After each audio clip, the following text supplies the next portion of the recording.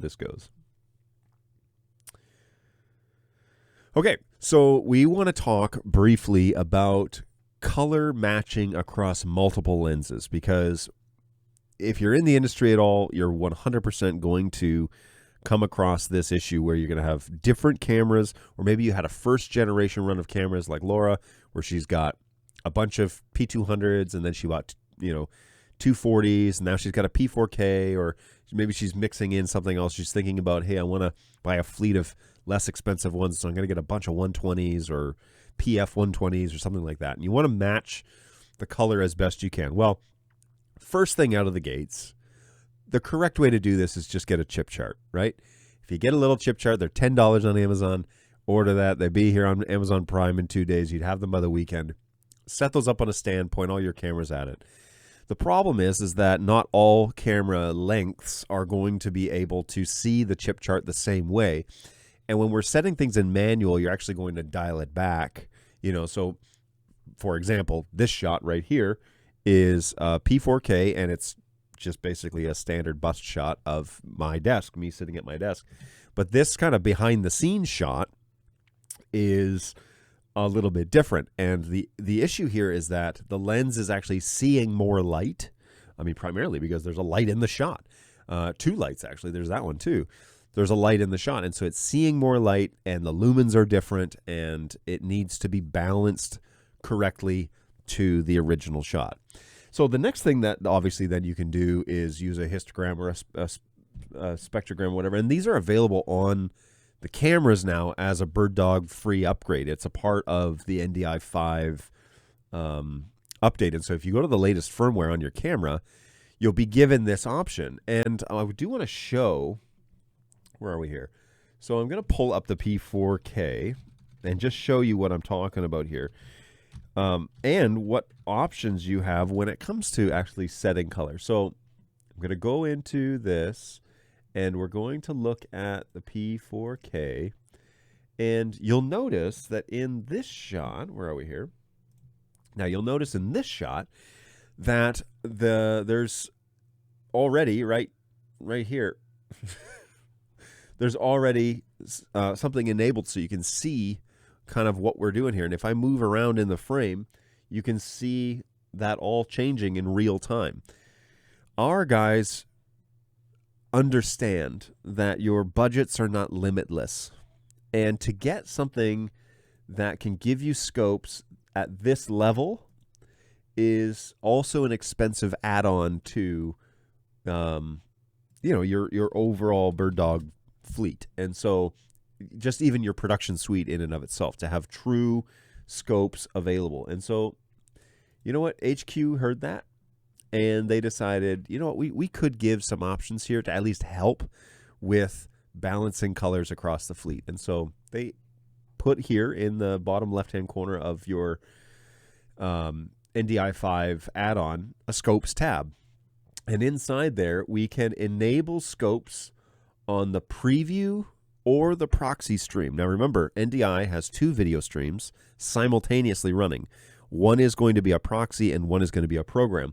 The shot that you're looking at here, the small box, okay, in the bottom right-hand corner of your screen, is the program feed. Whereas the one that's over in Studio Monitor, that's on the left-hand side of the screen, that one is a proxy stream. And so now we can turn this on for either of those. So if I turn on preview enabled, it puts that that vector scope on the screen in the preview, but it doesn't place it here in the program. So this is the program stream. Now, if I go there and I turn on program enable, it's going to appear in the program. And so you can decide where you want to put that. I'm going to turn that off of program, but you can decide where you want to put it. The other thing that you can do is, well, let me switch back here. The other thing that you can do is you can change its position on the screen. So say we have something up in this corner that we need to see. We need it to, we need to balance that thing up there in the corner. Well, we can change wherever it is. We can move it around the screen if we want to. So we can change it. We can do top right. We can do bottom right, basically the 4 corners. It gives you that whole option. And it also gives you the option to make it, this is actually like real size of what it is. So that's what the output actually is. But man, that's hard to see. And so instead of that size, we can make it a large size, and basically it just makes it twice the size. It doesn't actually increase the resolution of the scope, but it does make it twice the size. And so I guess I should look up here. So it makes it twice the size, and that is super helpful because now we can move it around the screen, put it in any of the corners, but then we also can choose if we want it just to be small. If we've got a huge screen and it doesn't really matter, no problem. If we don't have that luxury and we've just got a 27-inch or something smaller, maybe a 17-inch monitor, we need it to be larger so we can see what it's showing. We can actually select large.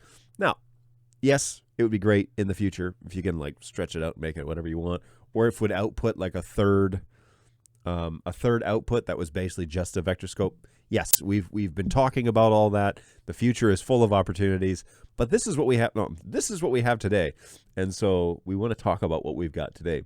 The other thing is that we can make this semi-transparent, so you can make it so it's see-through, so it's not so obtrusive on the screen. But I find that when you're actually using it, it doesn't really make any difference if it's transparent or not. It does not change in any way. The vector scope does not show, the scope itself does not show itself in the scope, okay? So this is laying on top of the actual frame, which we're looking at the whole thing. So it would be the same for this shot as it is for this shot, all right? Now, there are a few different modes that we can select. And this, again, if you're familiar with how this is, or if you're really good with YouTube, you could learn pretty quick how to use one of these. But you can change this to be something else. So we can do histogram, we can do waveform, we can do RGB. Whoops, I'm sorry. We can do RGB, or we can do an actual vector scope, which is what I have mine on traditionally. But something like, even if you know what the RGB is and how to balance all that, you can see you can see the blue level is really, really high in this shot. But yes, it gives you a whole, and it's real time. It's not doing it like one a second, one frame a second or anything like that. It is actually doing this all in real time. So it's really handy to have this sort of stuff. And if you don't know what any of that is, check it out on YouTube. Maybe that's a show that we can do. But that doesn't really capture what I want to talk about really is how to kind of get things close quickly, okay? So we show up at a shoot, we've got 3 cameras, we put them in our 3 locations, and now we need to get them kind of balanced and leveled and good to go. Well, first thing we want to do is I'm going to go to the P110 because that lens is the smallest of the tribe. Here it is. That one is the smallest of the tribe, and that lens has the least amount of coloration options. And so when we're balancing things, the first thing is, well, maybe I should back up. First thing you want to do is you want to get one of your cameras looking like you want it. And so P4K, this is my centralized look. Okay, this is what I want most of my cameras to match, including that background color, which continues to change colors, and my skin tones. So the big piece is that you don't want your exposure to be in a way that it's blowing out the highlights, or that you're not able to accurately see, skin color and that sort of thing. And so if somebody is not very tanned, okay, if they're pale, you want to be sure that they don't come across like they're standing in the middle of the sun. But you need to have accurate lighting, which kind of, again, backs the conversation up a bit.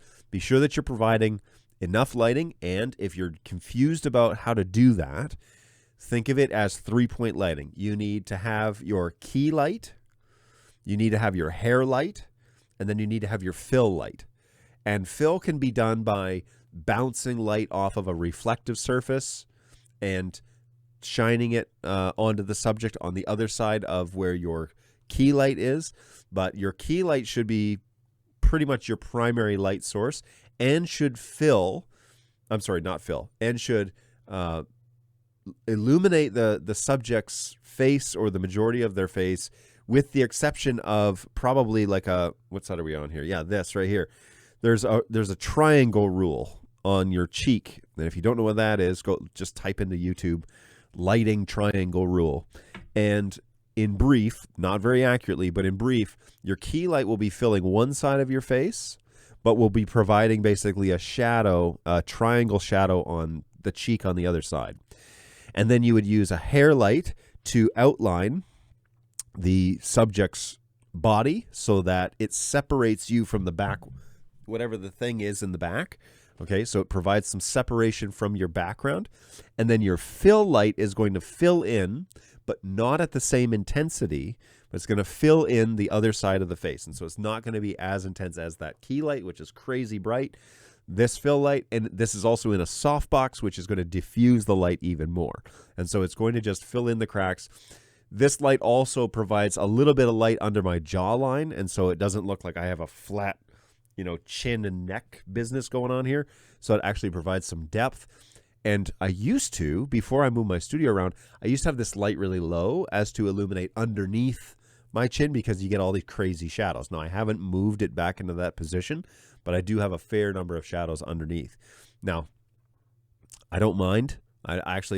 This is completely subjective as to what I think this needs to look like, and I'm happy with the shot so far. So I'm going to leave it at that for now. Now, the other light, now you're saying, well, John, it's actually really bright on that side. That's actually my hair light.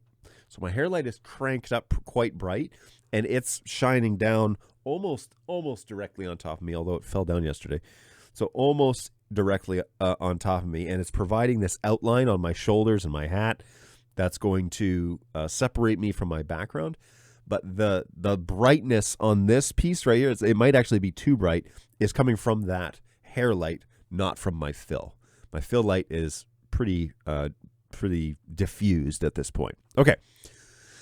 Decide on what you want your main image to look at. And perhaps then the logical thing would be, let's go over to the P4K and actually look at what that is. So the P4K is the little square image in the bottom right-hand corner, but let's change it. Now, this is a low bandwidth image in Studio Monitor, so just be sure that you are aware that it's like, oh, that looks fuzzy.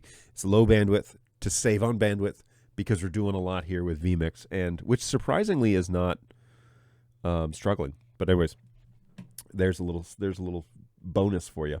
So in the P4K, we want to probably touch on a few key items. The first thing is getting this lit correctly, okay? So we want to go to cam control, and we want to go to exposure, and we want to change our exposure to manual. In manual mode, now I don't recommend manual mode for everybody, okay? Especially in environments where lighting is changing and up and down and all that sort. You kind of need the camera to adapt because you don't want to have to go in here every single time. If your lighting gets brighter on stage or it goes dim, you don't want to have to go in and manually change everything all the time just to be able to see what's going on. You're going to need to let the camera do some of that on its own so that you're not micromanaging the job all the time. But when you're in a studio and you have three lights and you are trying to create shots, we can use manual mode. And the reason we want to use manual mode is because that camera angle is not going to change very much. It's going to stay relatively the same. Maybe I'll zoom it in a little bit, or maybe I'll move it up a little bit, or maybe I'm a little off center and I want to put the microphone like dead in the center of that shot. And so maybe that's what I want to do. Now I feel like okay, this is the middle of that shot. But anyways, maybe I want to move things around or I want to change things. And so that really doesn't change too much of the exposure. I mean, the lumen level is a little less because I'm a little bit more, zoomed in a little more on the shot. And if I zoom out, I gain a little bit of light. But in general, these manual settings won't need to be altered for those sorts of changes. But if I'm backing it way out or I'm going way in on a subject that's on 70 feet up on a stage or something like that, yeah, then you'll need to go in and change these settings because the lighting will be wrong. So in manual mode, in a studio or something like this, say I'm doing an interview, I want to set the manual setting. Now, traditionally what I like to do is I like to set my shutter speed because I don't want that to change. And so I set that as something like, if I'm running 1080p, 59.94 or 60, I set it as 1/60 or 1/90. And the reason why I do that is I want at least one frame per, right? So I want to have one frame for every frame that I'm trying to output. So if I'm doing 1080p 60, I want at least 60 frames. But sometimes I like to actually do 90, which is more frames than I need. Okay? And that actually provides me a little bit of a comfort because it looks a little smoother in the end result, but it does bring the exposure level down. So going to 90 would make my image darker. Well, that's 180. So going to 90 would make my image darker. Okay?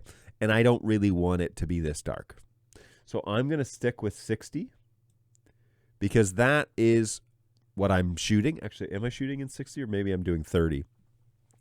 One of the shutter rules that people use is at least 1-for-1 or 2-for-1. So you could run a P200, for example, at 1/120 or 100. That's kind of the realm that you want to camp out at, which basically, again, gives you more than enough frames and it makes the image look really nice and smooth. There's no like juddering or any, like you don't see any jitter or any kind of issues like that. But in this instance with the P4K at this level, I have found that I want to set my shutter speed at 1/60 and I want to open that iris up as much as she'll go, which the lowest it'll do at this focal length is 2.8. I believe that might be the limit as it is, but I could be wrong. Because again, if you start closing the iris, our image starts getting darker and darker. But the image here, the iris, is the piece that we want to adjust if we are operating at 1/60 or 1/90 and we're still too bright. We don't necessarily want to add gain unless it's absolutely necessary. And here you'll see I'm running actually at 15 decibels of gain because if I run it at 0, whoops, it may not have taken that. Because if I run it at 0, it's way too dark. There's no way that the shot's going to work. And so I do need to introduce some gain. So you might think, well, if you're running 1/30, why not change it to 1/30? Well, it's still too dark. And now if you look at the frames, now things are blurry. You know, things are kind of like meshed together. It's not great for a live situation. It might be fine for film if you're doing this for TV or you're doing this for like a movie or whatever. 30 frames like this and then increasing the gain a little bit less than what I had it at might be okay.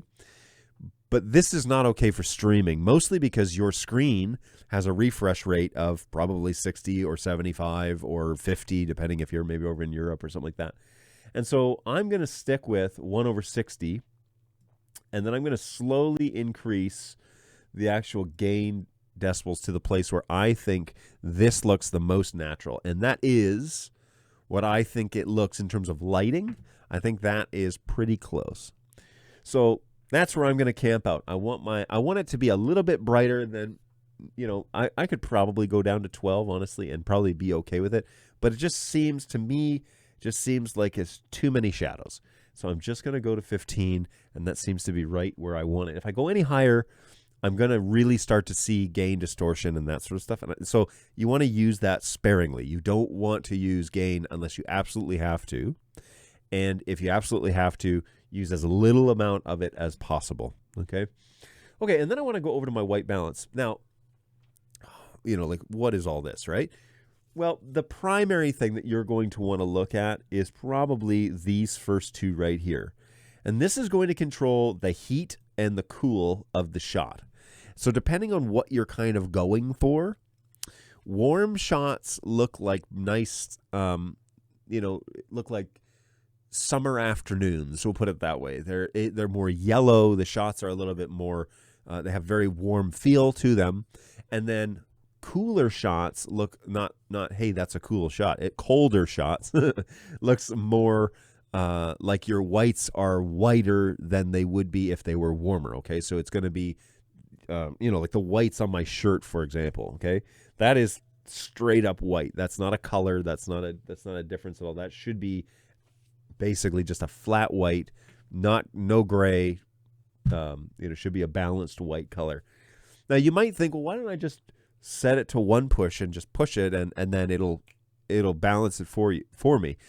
You can do that. That's fine. That is an option. But you're leaving it up to the sensor to decide basically what the shot should look like. And when you click that one push button, it will change your manual settings to one push. Okay, now, the nice thing with one push is it's not supposed to push itself anymore. So you set when you want to check the white balance, which means that if you set up a chip chart in front of this and then hit one push, it should balance it pretty close. It should be really close as to what it is that you want. So you set your warmth and your cold as you would need to, and I can manipulate these a little bit, but I do want to maybe write down these values because I don't have them written down. 186 and 172. But if I start moving these about, you can see that it gets way too blue. I start looking like a Smurf. And so we don't want to crank these up to the extremes. The rule of thumb I have found with these is that you really should be moving them in increments of 1 or 2. Okay, unless you have a massive difference and you're like something is wrong, yes, then move them obviously more than 1 or 2 increments. Get them close. Say like, okay, I'm starting to come in here where I think this is starting to look more like real life, and then start dialing them 1 or 2 at a time. Okay, be really careful with that. But you want to, did I hit that right on? 186, wow. So you want to be very conservative with your movements because you don't want to make big changes. Now, you may also notice when I change, why is it that when I pulled the reds out and I went towards yellow, it made my image green? Like, what's up with that, right? Here's the thing about the red and blue gain balances for white balance. Or I'm sorry, for white balance. And I'm going to do this segment as green. Here's the thing. When you change the slider, the one that you're working with, it actually brings out the qualities of the other one. Okay? So I'm going to crank up the reds here, and it's eliminating, whoa, that looks so weird. It's actually pulling all of the yellows out and emphasizing the reds, right? But when I go down to the yellows, it's pulling the reds out and leaving that green that's on this one. So now if I'm like, oh, it's too green, I need more blue, that's going to work against you. The way that you think about it is you start dancing these between each other, okay? So we start thinking like, if I do this, the first thing I think of is it's a little yellow and it's a little green. So I'm going to pull the greens out. Okay, still a little green. So I'm going to pull the greens out. Okay, that's close. It's blue. There's a lot of blue going on. But now I'm going to warm up the image, right? Because it's too cold. Blue is cold. That's a cold image. So I'm going to warm it up a little bit by bringing up the reds. Warm it up a little bit by bringing up the reds. Oh, look, my skin tones are starting to look a whole lot less sickly. And I'm able to adjust. So now I'm like 184. Okay, well, that's pretty close. But now I think the image is maybe, let's just play with it. Let's go back and let's see. That actually doesn't look too bad. It did look a little bit cold, right? So here it looks a little cold with 188. Now, my setting previous was 172 because I wrote it down. But if I start dialing it back, okay, I'm at like let's go back to 172, and 186 is what I had it at before. 180.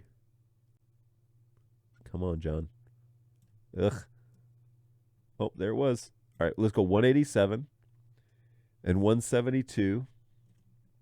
All right, that's what it was before. It is a little cold.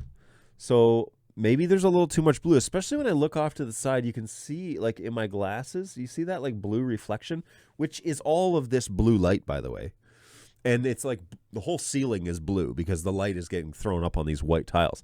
So it's like, okay, well, let's maybe dial it back a little bit. Let's see if we can do something about that. So we check our monitors. We check Studio Monitor. We look in the feed. We look in vMix. You know, that doesn't really look too bad. Now, be careful if you have a changing color background because that's going to screw with your white balance. But it actually looks pretty good. What if we brought this down a little bit? Nope. Other way. Too red. So 186 is probably correct for the reds. But if I move this about a little bit, you know, I can get the blues really blue, but I don't hate it, you know.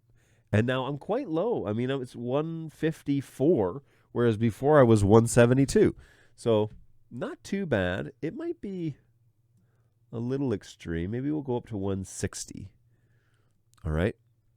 Now, you can 100% now see the difference, and that's pretty accurate for that back wall, by the way. And it's going to look different. Check this out. So now this shot is the P200.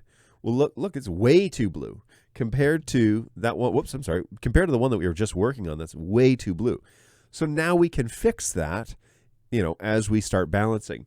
So this is good. This is an image that I kind of want to go with. I like the way that it looks. I think it's reasonable. If I'm looking on here, it is a little red, so I might need to cool down the shot. You know, it's a little warm. Might need to cool down the shot just slightly. So let's go back up a little bit. Yes. Yes, I like that a lot. Okay, I'm going to go with that. I'm going to look at this in vMix. Okay, yeah, that's what I want to do. Okay, so next. This is my base shot. This is what I want things to look at. And let me throw this up here. This is what I want the shot to look like. Okay, I want my other cameras to get as close to these as humanly possible. Well, it's the easiest way, one of the easiest ways to do this is to use Studio Monitor. Use Studio Monitor on the same screen for both studio monitors. Okay, so I'm going to open Studio Monitor twice. And here I want to snap this guy into place. And I'm going to use this studio monitor here. And we're going to set this to video mode. It's low bandwidth. And then I'm going to pull up the 110, which is right here. Okay. So now I can see both images. And you can clearly see in this shot that the 110 is way too blue. Way too blue. Needs to have more life in it. And oh, by the way, with the matrix that's available on many of these cameras, okay, which is what this is here, you can pull colors out completely, okay? Specific colors out completely from the shot. And so play with that a little bit. You'll notice that I'm not using stock, you know, right down the middle for all of them. I've altered it a bit. You can play with those a little bit to kind of hone in exactly what it is that you want your shot to look like. But I find that this, for me, works really well, especially with the colorscapes that I'm using. So let's go over now to the 110. And in the 110, we are going to, first of all, of course, click our exposure tab. And our exposure tab is here at iris is wide open. I'm running 1/125. And that's a very interesting contrast to the P4K, right? A 1-inch sensor needs a ton of light. A ton of light. So much. And here I'm running 1/125. Now, I actually probably don't need to. Because what I could do is I could close the gain down. And then I could close this down to like 90 or maybe 60. And then turn this up maybe 1 or 2 dials. So if you're looking between the two shots, right, you want to be sure that they're kind of illuminated the same way when we're dealing with that. That's actually too much. I think this is safe. And if we need to dial it back a little bit, we could pull down the iris. And this will give us that finesse, that tiny alteration that we want. One of the other things is you can increase the shutter, but the problem with that is it's almost too much, right? Like if we say changing the shutter from 1/60 to 1/90 is too much of a difference where I'd have to introduce more gain than I'm comfortable with. So here, the image is still a little bit too bright for me. And so what I'm going to do is I'm going to dial back that f-stop. I'm going to pull that iris back a little bit and just get them balanced. I think that's pretty close. I think those two shots are pretty close to each other in terms of light. So I'm going to leave it like that. We might come back to that, but I'm going to leave it there. Now, in this shot, I haven't changed much of the color matrix. These are all off a little bit. I'm not really too sure why. These should be kind of right down the middle. And so I'm going to dial these back. Oh, that's actually looking better already. Maybe it was the color matrix that was the issue. Okay, but here the shot is still too cold. So I need to warm it up a little bit. And then it is actually showing a fair bit of green, and so I might need to go towards the blue extreme, which means that the warmth and the red and the blue, we're going to head towards the right to try and solve this. So here we're going to warm this up a little bit. That's too red, way too red. And then here, there's a fair bit of blue going on in this shot. Let's see if we reduce that and reduce this. Nope, that's too much green. Oh, there we go. Still a little green, so if we warm it slightly and dial back the green slightly,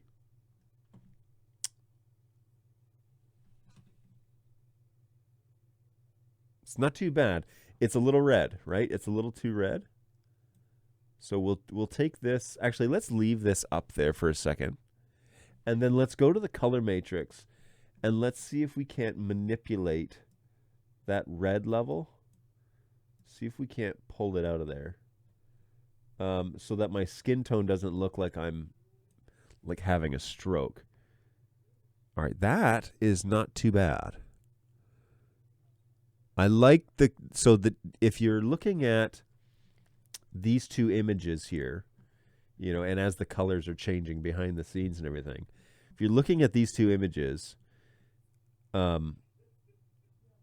you want your skin tones to look the same regardless of what as the color is changing. So as it gets really blue in this room, obviously my skin tones go colder. But as that changes, it goes to that light green, it should look a little bit more level. So although I'm red, my skin tones are more red on the P110 right now. They're also red on the P4K. So I'll wait for it to switch to green. And here we go. All right, so this is slowly going from light blue to green, and my skin tones still look the same between the two shots. There's the green there, and now we're going back to light blue. So I like that. I think that that's way more balanced, and I can actually throw this shot. Oh, I'm sorry, that's the 200. So here's the P4K now, and if we put the P100 or P110 here, and we cut between the two, you can see these. Now this looks a little red to me on this monitor. So I'm looking at it here, I'm looking at it here, looking at it there, looking at it over there, looking at it in all these different places. And these screens are not color balanced for color correction. And one of the tips that I'll give you is if you're going to be balancing cameras for color, use multiple monitors, especially if you don't have a budget for a proper studio monitor. Use multiple screens. Because it might look great here and it might look like crap here. And it might look like crap there and look great over there. You need to get it to where it looks correct in most places. Oh, and then if you can, stream it up to your phone or stream it somewhere where you can then pull this up. Let me go live. Where you can pull it up and you can watch it on the actual screen and be like, yeah, okay, on an iPhone, that looks pretty good. Because what you want to know is, what is everybody else seeing? These 4 screens are all giving me different color balances. And so I need to double check. I need to double check and make sure that it looks correct. So although, now check this out. This doesn't look too bad. It is actually a little bit warm, so I will go back and change that. I might pull the reds out just slightly. But actually, that looks good now here. So the difference between these two shots, my skin tones are relatively the same, okay? And all I did was reduce the reds in the color matrix. I can actually show you that so that you can see. I reduced the red gain in the color matrix to pull the reds down from that shot, okay? All right, so now we've balanced. Now the thing would be is to like say, okay, well, let's open a third studio monitor and let's color balance that one to these 2 cameras. Yeah, you could do that. But I probably would advise you to continue to color balance to the single root shot, which is your main #1 camera. Continue to balance to that. So now I'm going to go to the Studio P200. Now this is a much different shot, okay? This shot is one that is here in the top, and it actually looks purple, right? But this looks purple up here. That's not what, it's not purple. I'm not using purple in this scheme. So we do need to change some of that as well. And I'm going to balance it to the P4K because I want that to be my go-to, my root shot all the time. And remember, you can save these settings in the web UI on the cam control setup, and you can click on camera and then hit store and then preset 1. If you load preset 1 with those camera settings, this will be your shot will come back to that and all of these color settings when you turn your camera on. That's the goal, at least. That's the way it's supposed to be programmed. And if it's not doing that, please reach out to us at help@birddog.tv and let us know. All right, here we're going to now color balance the P200. And the P200 has been the flagship camera for 3 years, 4 years. It has been one of the nicest cameras in the field for a very long time. When it comes to NDI, I think it's the clear winner in the HD realm. The P200, and now it's big or little brother, the 240. These cameras are one of the go-to cameras when you're talking about cameras in the field. What do I buy? The P200, which is on sale right now, by the way. You can get a bunch of them really cheap. Or the 240, which is its successor, which has more coloration options, which I'm not doing today. This camera is basically the legendary HD camera in the world.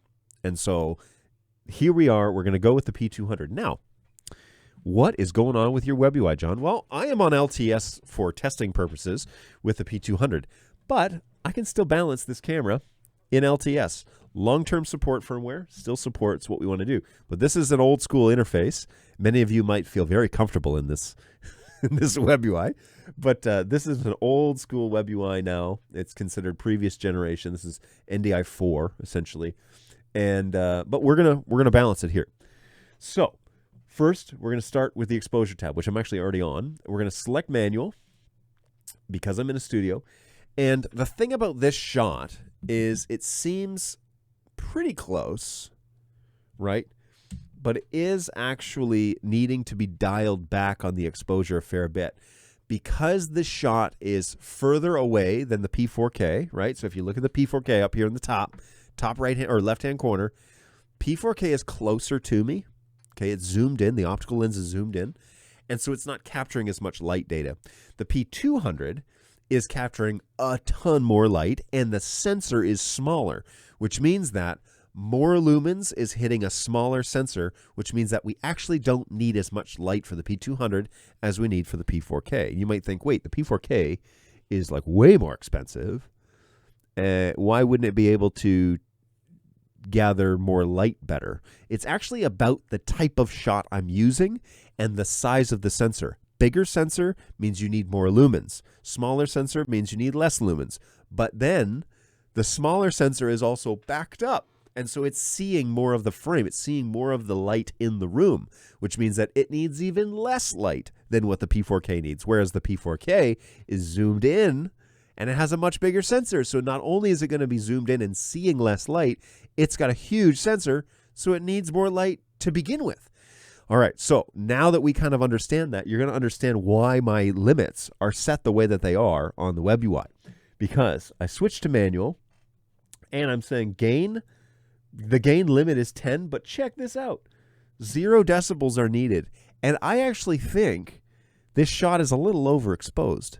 This is why the P200 is so beautiful, because you can get away with no gain, no actual gain introduced to this shot, and we can set this shutter speed to like 1/60 or 1/90, and I've got room on the iris to go down, and look, that shot's overexposed. That's too much light in this shot, so I can go 1/90. Maybe I can go to like 1/100. I think it's still overexposed. I can go 1/25, 125. Okay. All right. I think we're level on this shot. I think this looks like the P4K shot light. But check out the differences between this exposure and this exposure. 15 decibels of gain at f-stop 2.8, which is wide open, as open as they get, with only 1/60, opposed to the 200 that's running at 0 decibels of gain f-stop 1.6, which is even wider, and 1/125. This is nerdy stuff. If you're a camera person and you're not nerding out over this, you need to reevaluate your priorities in life, because this is so stinking cool. This is why the 200 is such a great value for camera, because it can do this sort of stuff and produce this level of image. Actually produce this level of image. It's so stinking good. Like, seriously, I don't know how we got so lucky with this being the first generation of this lens and this camera, and the options that we have. The 200 just seriously we're so lucky to have that camera in our fleet, and the 240 legitimately now is one step beyond the 200.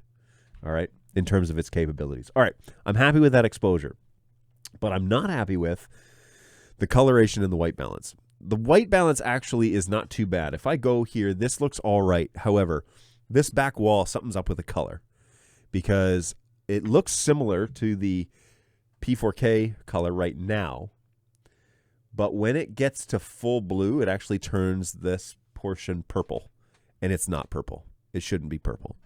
So we want to kind of, oh, there it is right there. See that? So it may be something that we can do in the color matrix that can pull down that magenta that's happening. Let's see. I just don't want it to, I don't want to lose the pink in the color, because then it'll look sickly. So if we alter that here, what I need though is to see, I need to see that shot, that color again. And I should change the color so that it stays on that problematic shot, because it should not be going purple. All right, this is the extreme. I am seeing some pink showing up, magenta showing up in the shot. All right, pull down that gain. Still there, still there, still there. Let's go down. All right, that's not actually helping. So let's put that back to 0. I'll let you guys see what I'm up to over here. Put that back to 0. And it may actually be, the blues may be too intense. You know, so if we can pull down the blues slightly on the matrix, and then I'm going to go back to my white balance, and I'm just going to dial this back just a shade.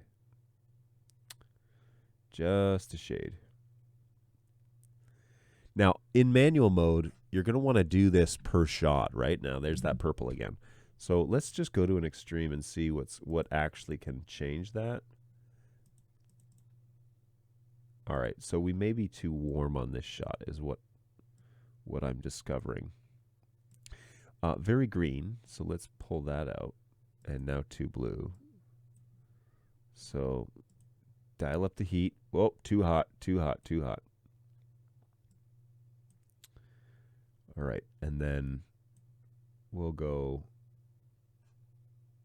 I don't like that. That's too, look at the desk. The desk should be white, you know? So we're too red in that. But then we're kind of purple on the wall, right? Still too red. Let's get the desk to be accurate, because this is a white table. Should not be blue. All right, let's start monkeying with this then. Let's start doing extreme stuff here and start to dial in here. All right, that's not too bad, just too warm. So we're going to slowly pull the greens out.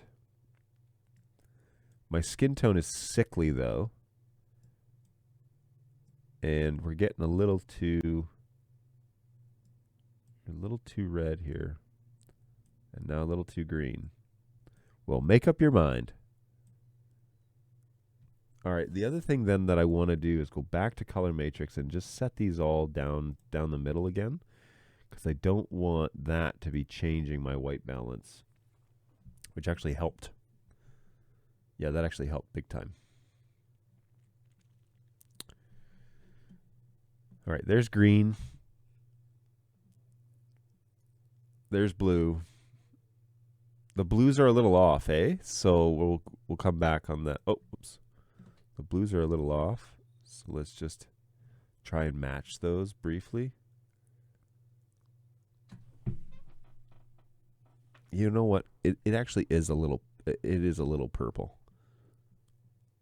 What I'm concerned about the most is me. I'm just concerned about me the most. So what we can do is let's change this, and we can compare these two side by side. Windows has this interesting little snapping feature. So let's pull these up. It's pretty close, you know. It's not perfect. This shot is probably a little more red, but if I were to zoom in, yeah, that purple background is killing me. See, there's the manual exposure, right? It's not changing when you zoom, which is why this shot, this manual setting is not great for your changing, if you're changing focal lengths. Manual exposure really stinks. You have to go in and manually change it every time. Okay, I don't actually dislike that. I actually think that the P200 is doing a pretty good depiction of...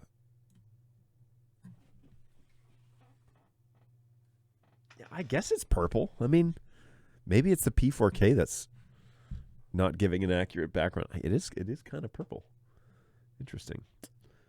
So if we switch now, we can now go between the P200 and the P4K, which is right here. P200, P4K, P200, P4K. I am a little more tan in the 200, which is hard to see when you're looking at the low bandwidth. So what I'm going to do is see if I can bring out, whoa, that's the reds doing that.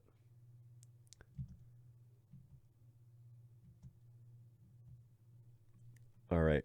The last thing I'm going to do here on this is you got to be careful with the sharpness on the 200, because it can easily over sharpen.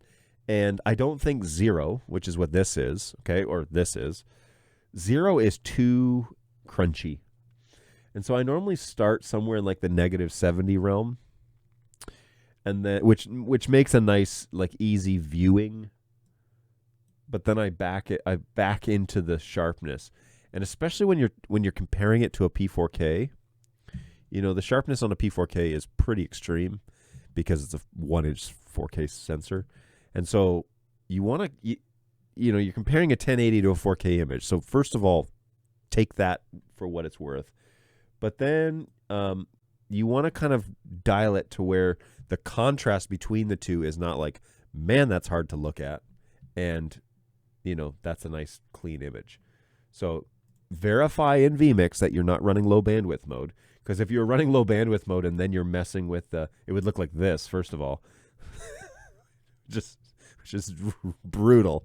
So don't run in low bandwidth mode. Be sure that you change it to full bandwidth, and then we can double check and make sure that your detail in the shot is accurate. So, okay. I'm going to take some questions, but hopefully you found that helpful. Be sure that you go through and you check all 3 of your cameras. So here's that 110. That's beautiful, by the way.